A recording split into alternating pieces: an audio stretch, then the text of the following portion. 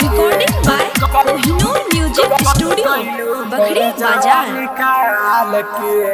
बेचैन बा हमारा दिलवा गइलू कर जावा निकाल के, गइलू कर जावा निकाल के। बेचैन बा हमारा दिलवा गइलू कर जावा निकाल के, गइलू कर जावा निकाल के। छोड़ के जे जइबू बड़ा पछताइबू, आई याद हमारा माल के। बेचैन बा हमारा दिलवा गइलू कर जावा निकाल के, गइलू कर जावा निकाल के, गइलू कर जावा निकाल। Recording by Kohinoor music studio Bakhri Bazar. मेहंदी लगा लिहलू सेनु सजा लिहलू, चल गइलू पियावा के साथ में।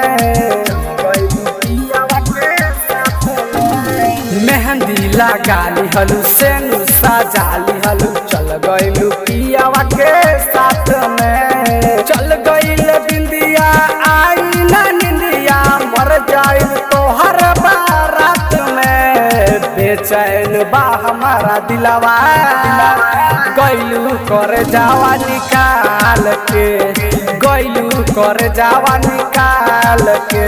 बेचैन बा हमारा दिलवा गइलू कर जावा निकाल के, गइलू कर जावा निकाल के, गइलू कर जावा निकाल के। Recording by Kohinoor music studio Bakhri Bazar.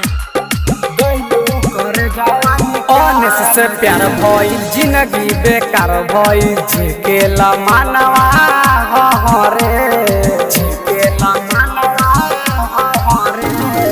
अनेस से प्यार भइल जिंदगी बेकार भइल, झेकेला मानवा हरे।